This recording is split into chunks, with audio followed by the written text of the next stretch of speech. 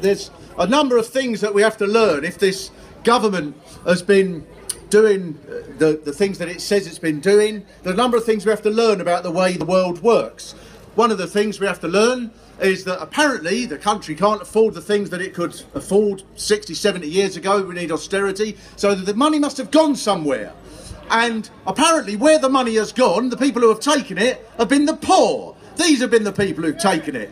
It's the poor who have taken... No, but they used to be able to afford libraries, we used to be able to afford fire stations. We can't anymore. And apparently it's the poor. We can't take it off the rich. They can't afford it. They've not got two halfpennies to rub together, the rich. This is mainstream economics now, is that the poor are richer than the rich. That's the first thing we have to learn. The next thing we have to learn is who to blame it on. Who we have to blame it on are people like the immigrants. In the current climate, we can't afford to have the immigrants, because this is mainstream ideology now, is that, I'll tell you who immigrants are. Immigrants are these people, they flee from some village in Africa and then they walk across to Spain and they climb in a barrel and go in a float across to Spain and go across Europe on the back of a truck in a crate of pigs, and then they climb on top of a hovercraft and come over here, and then we're supposed to look after these people who aren't prepared to make an effort. That is what passes for mainstream politics.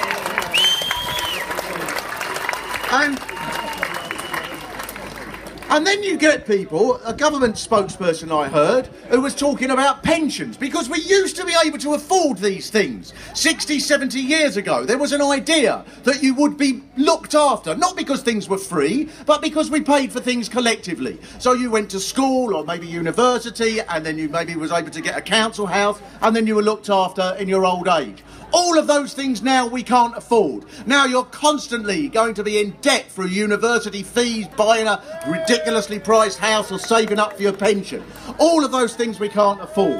And yet the idea, I heard a spokesman talking about it, saying we just have to be prepared to put more money aside during the years that we're working, as if most people have got all this extra money, as if at the end of every month people are thinking, I was wondering where to put that money. Thank you, government, now I can put it into an ISA account. I've been not able to walk around the house because the house is full of money. This is the Ian Duncan Smith world. And the last thing, I'll just say very little time, the last thing that they teach you, and this is the most important thing that comes down from the top of society, if you want to change anything, you can't do it by being too extreme, you can't do it by demonstrating and wave placards, you can only do it by being moderate and winning over the middle ground, because the British people will not support a lost cause, even though over the last week many people have come together to support the lost cause of the England football team.